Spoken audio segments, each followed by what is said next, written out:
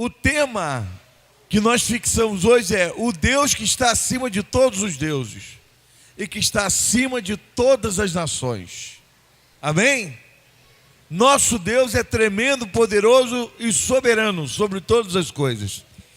Vamos abrir nossas Bíblias no livro de Salmo 115 e fiquem com as suas Bíblias abertas, amém?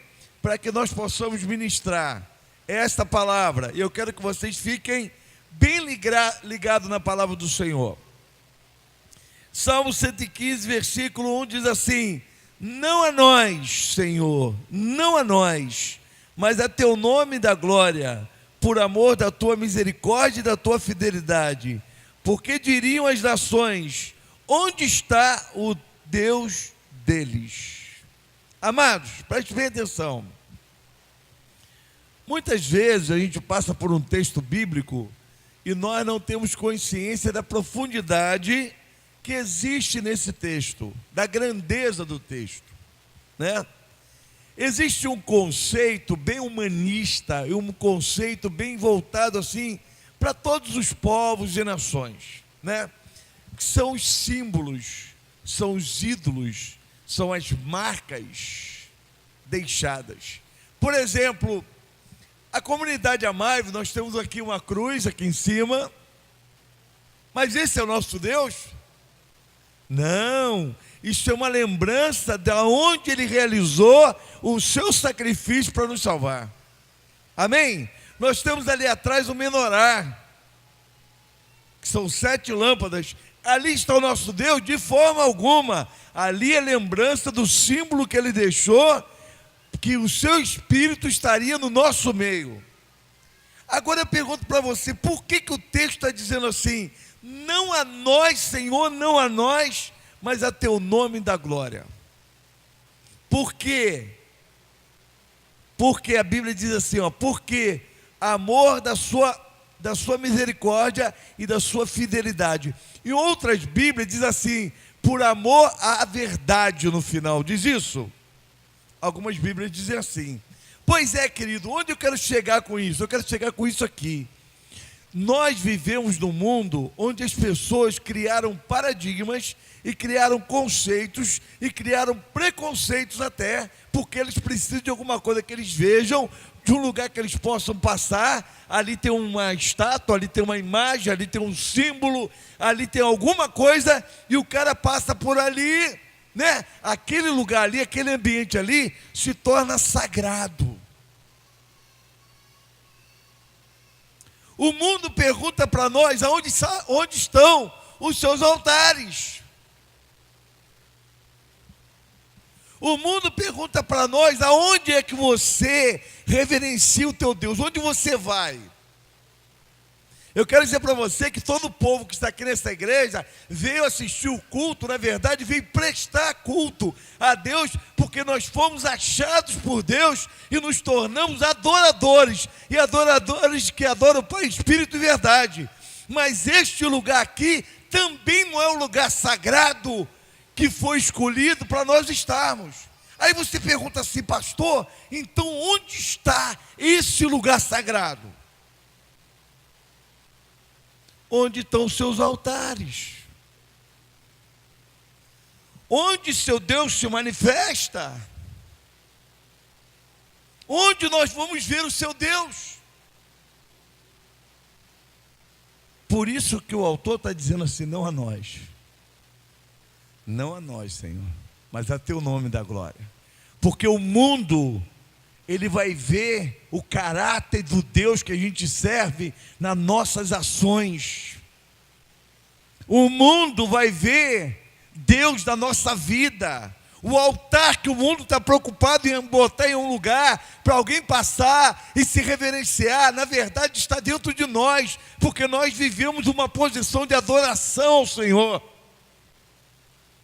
Nós vivemos numa posição de que somos adoradores, nós somos o altar, nós somos o símbolo do Deus vivo. Por isso que a Bíblia diz que nós fomos feitos imagem e semelhança dele. Se alguém quer achar o nosso Deus, venha nos procurar, porque nós vamos revelar esse Deus a essas pessoas. o seu caráter, a sua bondade, a sua misericórdia, a sua compaixão.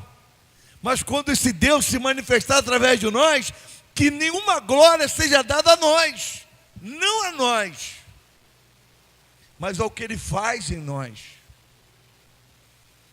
mas ao que Ele se manifesta em nós,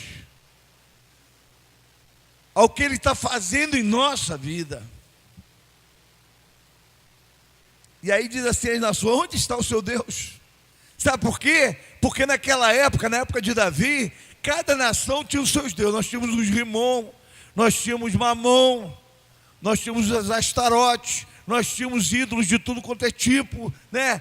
E deuses que eram oferecidos crianças, Deus da prostituição. Mamon, você vê o Deus da riqueza, da idolatria aos bens materiais. Baal, que era o Deus que se manifestava em forma de fogo, aquele que responde com fogo, Baal. Então o que acontece? Quando Baal teve que confrontar o nosso Deus, foi o nosso Deus que respondeu com fogo e não ele. Mas quem é o nosso Deus? Onde Ele está? Aqui está dizendo assim, ó: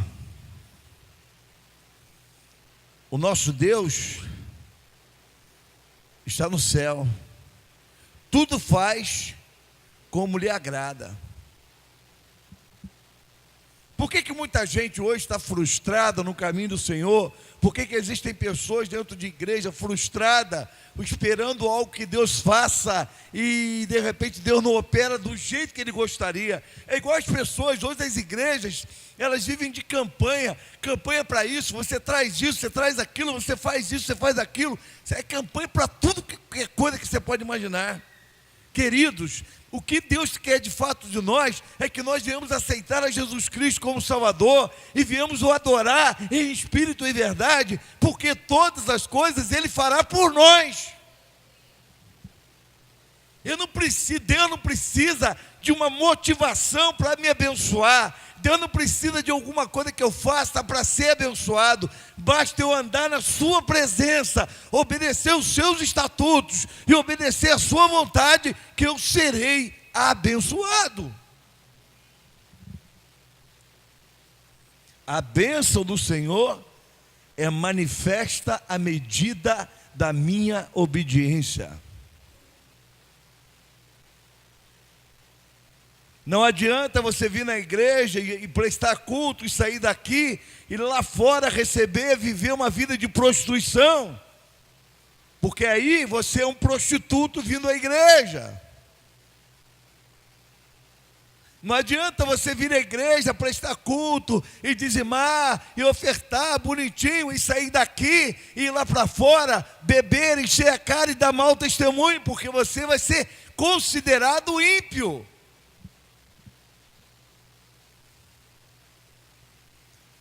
Não adianta você vir à igreja e ser desonesto,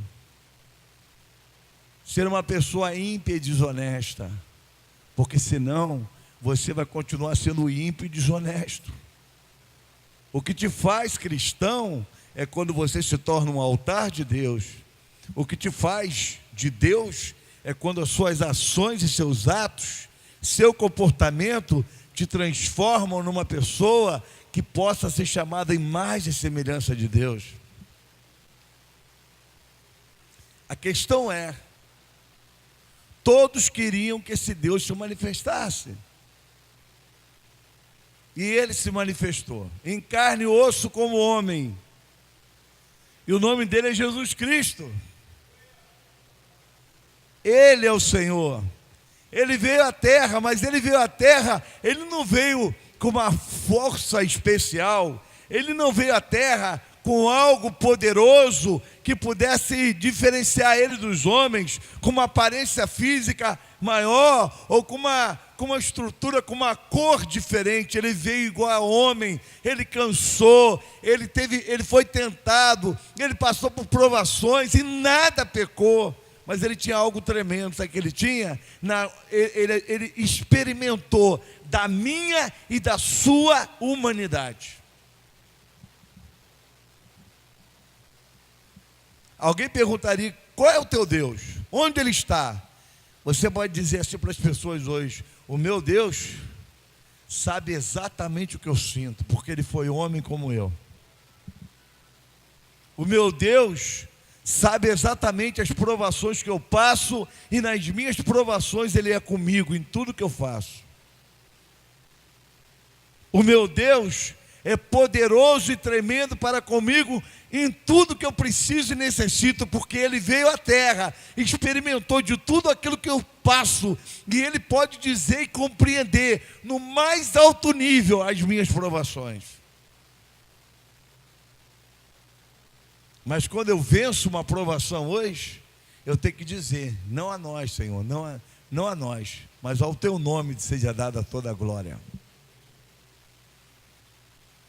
Que Deus é esse?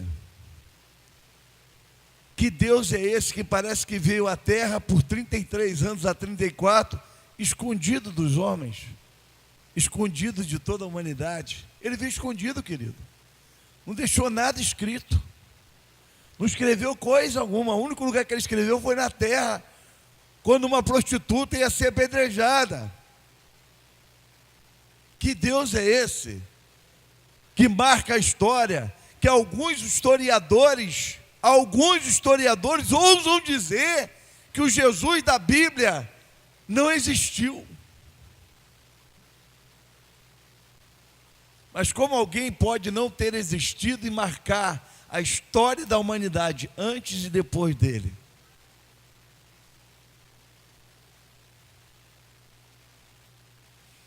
Como pode alguém criar um povo dele, gerir um povo, porque quando ele morre na cruz, o seu lado foi furado, e daquele lado saiu água e sangue, e aí nós entendemos que ali foi gerada a igreja, porque assim como Eva foi gerada da costela de Adão, nós, igreja do Senhor, fomos geradas dali do lado do Senhor.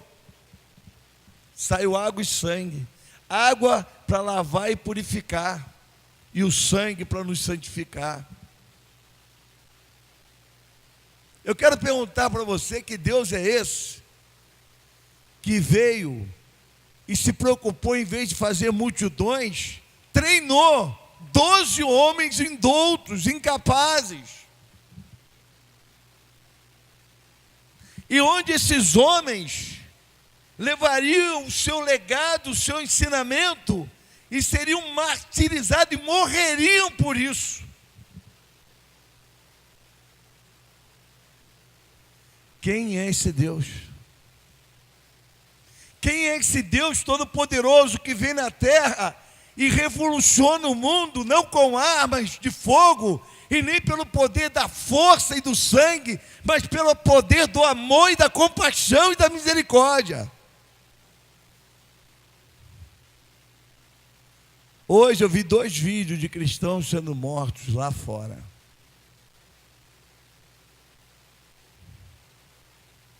E eu vejo a nossa igreja aqui tão preocupadinha com tanta coisa pessoal. E nós deveríamos estar mais empenhados em orar e buscar a face de Deus. Se você parar para pensar aqui e perguntar, se nessa noite fizesse um censo aqui, quantos aqui sabem o que está acontecendo lá fora com os cristãos? Hoje nós temos internet, hoje nós temos vídeos, hoje nós temos Face, nós temos toda essa estrutura de informação aí. Mas eu quero comunicar aos amados que essas coisas já acontecem há muito tempo. Agora que está chegando até nós. Mas preste bem atenção. A Bíblia relata uma coisa importante. Eu quero ver aqui o versículo 4, que diz assim: prata e ouro são os ídolos deles, obra das mãos dos homens. Tem boca, mas não falam, tem olhos, mas não veem, tem ouvidos, mas não ouvem, tem nariz, mas não cheiram. Suas mãos não apalpam, seus pés não andam, som nenhum sai da sua garganta. Tornam-se semelhantes a eles os que fazem enquanto neles confiam. Preste bem atenção onde eu quero chegar. Queridos e amados, o nosso Deus, Ele apalpa, mas sente você. Uma vez tinha um homem leproso. Pela lei não se podia nunca tocar no leproso, mas ele tocou. Você vai numa imagem, qualquer imagem que você botar, bota a mão para ver se ela vai sentir alguma coisa sua. Não vai sentir nada, é feita de gesso e de barro. E tinta, óleo, e às vezes a mais barata que você pode imaginar. Mas o nosso Deus, Ele esteve nesse planeta, Ele pisou nesse mundo, Ele andou entre nós de pés descalço. Ele foi experimentado nos trabalhos, Ele trabalhou como carpinteiro. Durante 30 anos da sua vida, Ele ajudou a sua mãe a acabar de criar os seus irmãos. Ele experimentou o que é ser uma pessoa de família. Ele experimentou o que é ser cabeça de uma família. Ele experimentou a responsabilidade de ter que colocar comida em casa. Por isso que quando o homem chega na igreja, pastor, será que Deus me entende? Eu tenho que trabalhar, eu tenho que fazer. Deus te entende, porque esse Deus esteve aqui. Andou entre nós, trabalhou como você, sentiu o peso da responsabilidade de uma família, mas nunca pôde desfrutar da bênção de ter a atenção e o carinho de uma esposa. Teve toda a responsabilidade de um pai, mas não teve o prazer de ser esposo.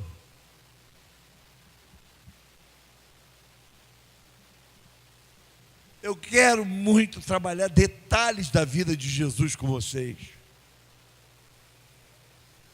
Mas Jesus te conhece, querido. E hoje, esse Jesus, que está sentado na glória, como Deus Todo-Poderoso, quando Ele escuta a oração do pior de todos os pecadores, que olha para Ele até, quem sabe, olha para baixo, porque não se acha digno de olhar para Ele, e fala assim: Senhor, tem misericórdia de mim, porque eu sou um pecador, eu sou um miserável. Esse Deus, Ele vem até você, porque Ele te entende, Ele te compreende, Ele te alcança, Ele quer tocar em você, Ele quer se manifestar, Ele quer revolucionar a sua vida.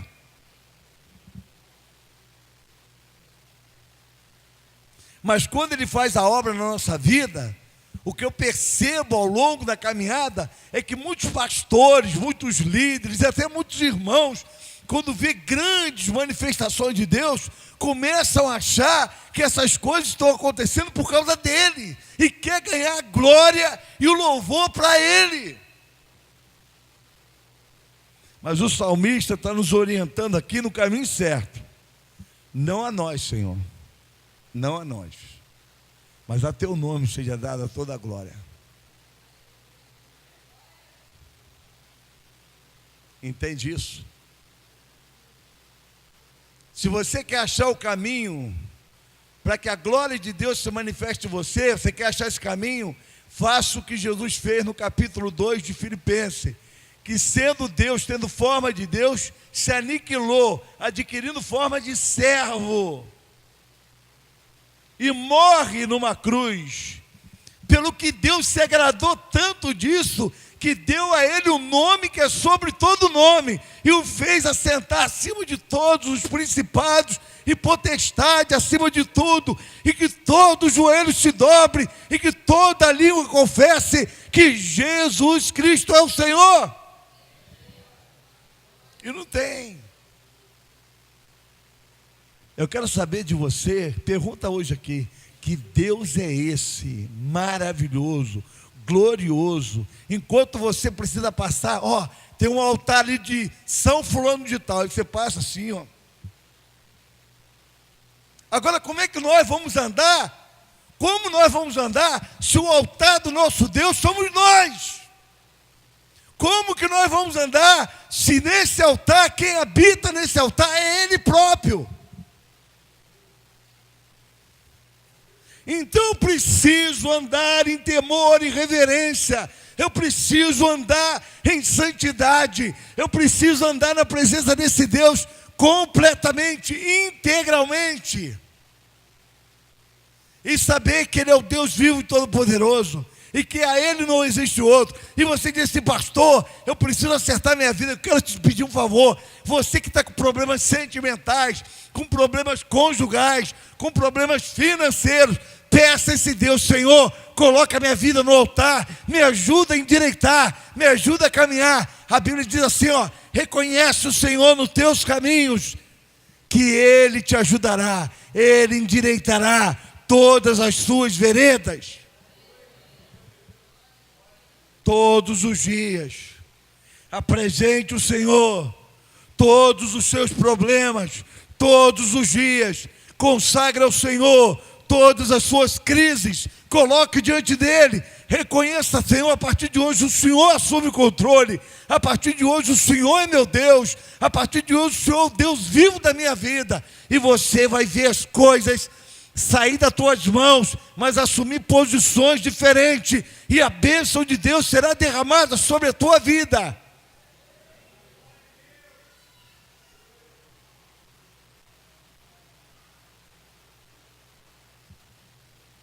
Ó Israel, confia no Senhor. Fiquem assim, todos vocês assim. Diga teu nome em voz alta.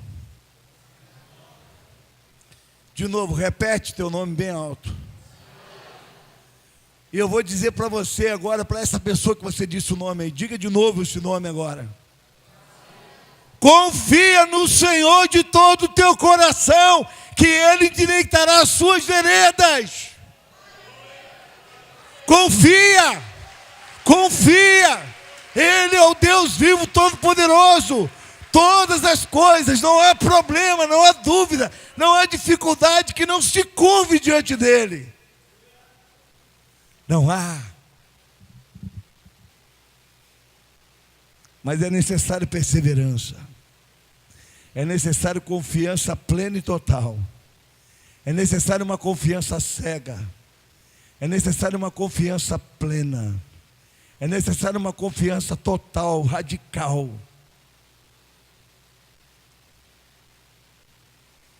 É necessário que você saia daqui hoje dizendo: o que eu preciso, o Deus que eu preciso, já fez todas as promessas. Basta eu agora confiar nele, que Ele vai endireitar as minhas veredas, que Ele vai consertar tudo que está fora do lugar. Amém? Preste bem atenção aqui agora. Ele te abençoará e abençoará os que te temem, tanto aqueles como os grandes, pequenos e grandes. O Senhor vos aumenta a bênção, mais e mais, sobre vós e sobre os vossos filhos. Sede bendito do Senhor. Aqui está dizendo o seguinte: o Senhor abençoa, abençoa mais, e abençoa mais, e abençoa mais. Mas Ele está dizendo que você tem que ser bendito do Senhor. Você tem que ser abençoado do Senhor. Você tem que andar no temor do Senhor. Você tem que andar debaixo da graça do Senhor. Você não tem que fazer coisas para agradar, porque a Bíblia está dizendo aqui que o Senhor faz aquilo que lhe agrada. E a única coisa que agrada ao Senhor é a fé. Porque a Bíblia diz o quê? Sem fé é impossível agradar a Deus. Qual é o teu papel, o meu papel? Viver uma vida intensa, completamente intensa, que agrade ao Senhor. Hoje você não vai sair daqui dizendo assim: eu fui à igreja e vou ser abençoado. Não, você vai sair daqui hoje dizendo assim: eu vou viver uma vida que vai agradar o meu Deus, porque Ele já está me abençoando.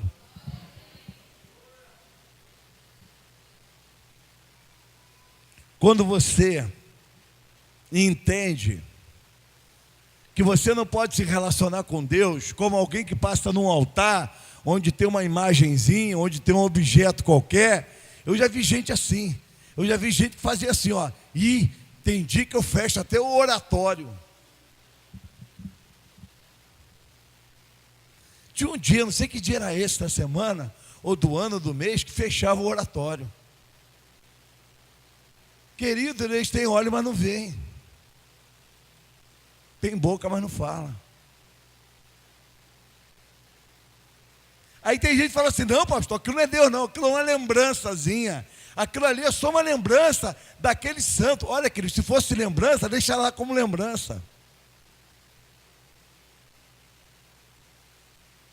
Eu já vi marido ir para motel com a amante com a foto da esposa.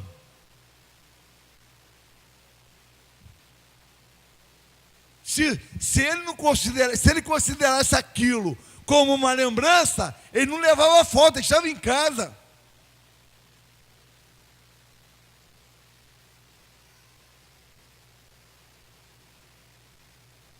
O que eu quero nessa noite é que todo mundo entenda que você não tem para onde escapar, você não tem para ir para lugar nenhum, você não tem que ter medo de nada, você tem que andar no temor do Senhor, e para onde você for Ele vai, e os olhos dele estarão sempre sobre a tua vida, e por onde tu andar Ele vai estar te vendo, e não tem como correr, não tem como ser santinho do lado de fora e ser impuro do lado de dentro. Você tem que ser santo dentro, santo do lado de fora, em toda a sua forma de viver, porque o nosso Deus não se apresenta em forma de material, de coisas palpáveis. Deus é espírito, e importa que os que o adorem em espírito e verdade.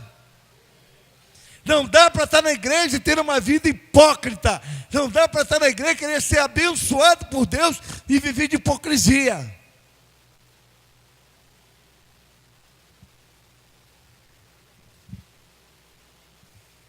Jesus chegou para o centurião que estava com um filho ou um servo doente. E ele falou assim, eu vou na tua casa. Vou lá e vou dar saúde àquela pessoa que você me pede. Porque Jesus faz isso. Aquele homem falou, Senhor, eu sou autoridade. E reconheço que o Senhor é autoridade. Basta o Senhor dizer uma palavra e tudo vai acontecer.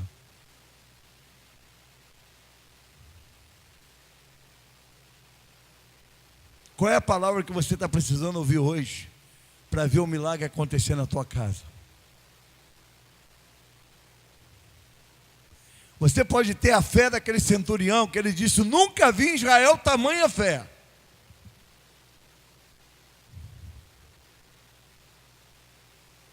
Aquele homem fez algo que agradava a Deus. Sabe o que aconteceu?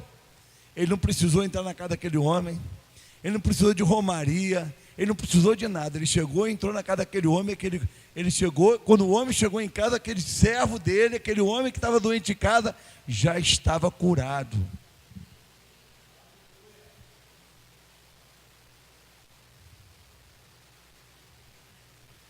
Para finalizar, o último ponto é: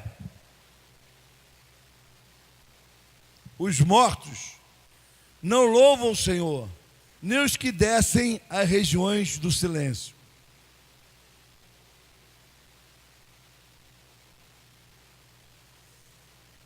Eu quero fazer aqui uma metáfora.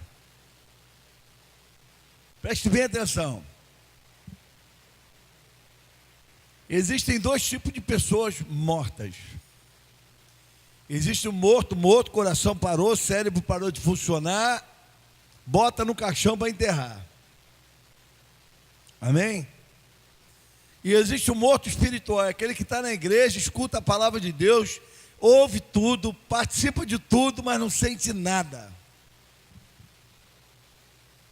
Está morto, está dentro da igreja morto.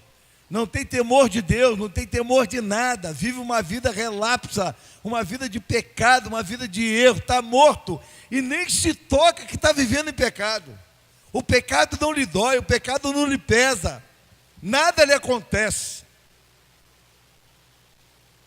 Essas pessoas nunca poderão louvar o Senhor.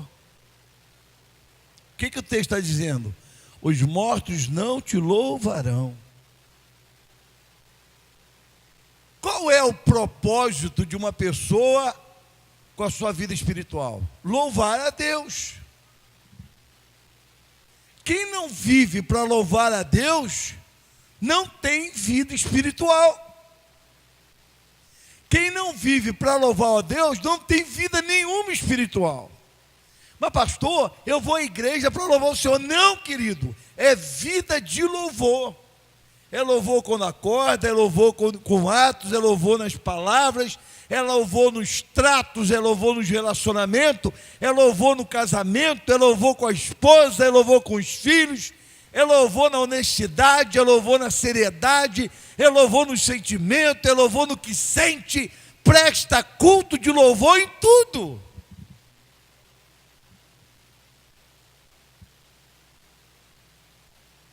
Quando você conserva o ódio por alguém, quando você conserva ódio por alguém, eu estou com raiva de alguém, eu estou com ressentimento de alguém, você estancou, paralisou o teu louvor.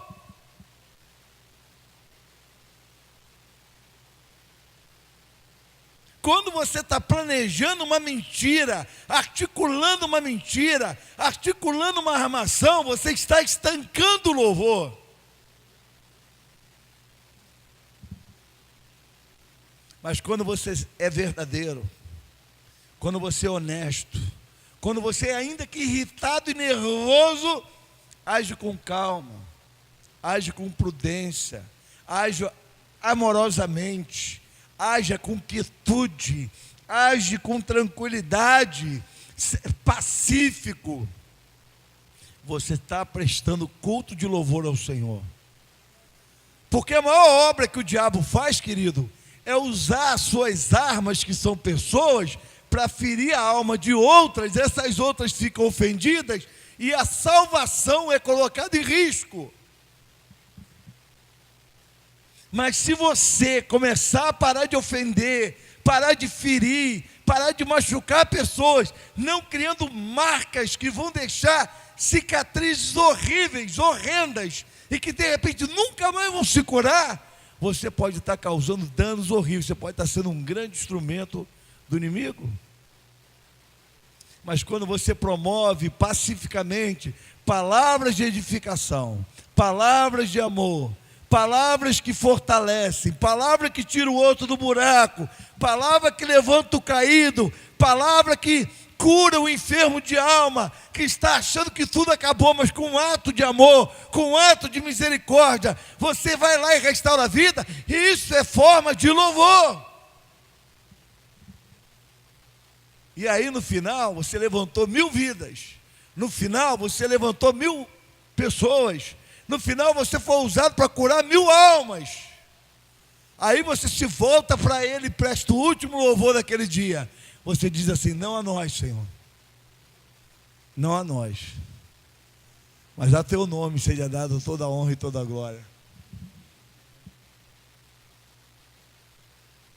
Você, diga teu nome, bate assim: eu, diga teu nome, eu, diga teu nome, fui criado para deixar na minha caminhada um rastro de alegria, de cura, de vidas restauradas, de lágrimas de saudade, de atos de bondade, atos de misericórdia, atos de pacificação, porque eu, diga teu nome, eu, Paulo, fui criado para isso.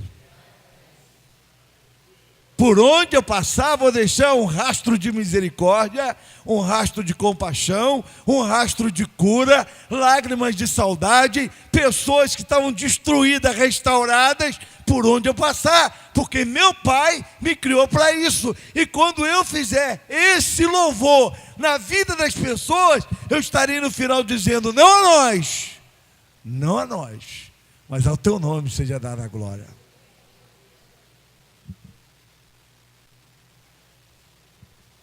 Mas quais são as pessoas que você tem que exercitar essas coisas?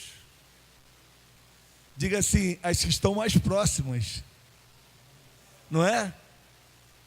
A pessoa melhor para você exercitar compaixão é sua esposa, seu esposo, seus filhos, seu vizinho. Um dos dias que eu fiquei muito feliz na minha vida, e não que eu seja grandes coisas, mas lá quando na rua uma pessoa disse assim: olha, pastor, eu cometi um erro. Uma pessoa chegou para mim: pastor, cometi um erro. Uma pessoa que não é cristã, mas eu falei assim aqui na rua para os vizinhos novos: ó, a hora que você tiver um problema, vai naquela casa ali tem um pastor, tudo que a gente precisa ele nos ajuda. Eu fiquei feliz por aquilo. Eu abracei aquela pessoa e disse: muito obrigado, ainda bem que a senhora me vê dessa forma. Pior que acontece, né? 2 da manhã. Às vezes uma pessoa endemoniada, às vezes uma pessoa doente. Ainda mais eu que fui enfermeiro. Aí a gente para aplicar injeção, fazer curativo. Mas isso não é maravilhoso? A vida, quando ela é vivida como você ser um cristão de verdade, quando você quer ser um cristão maravilhoso, um propagador das bênçãos do Senhor, a vida é fantástica. A vida se torna linda. Imagina se todos nós aqui hoje, a partir de hoje, levantassem hoje de manhã: Senhor, me manda alguém para que eu possa orar. Me manda alguém que eu possa ajudar com uma palavra de ânimo. Me manda alguém que eu possa levantar, que está caído, desviado. Senhor, me usa. Faz de mim um instrumento seu, faz de mim um filho seu, que possa glorificar o teu nome em tudo.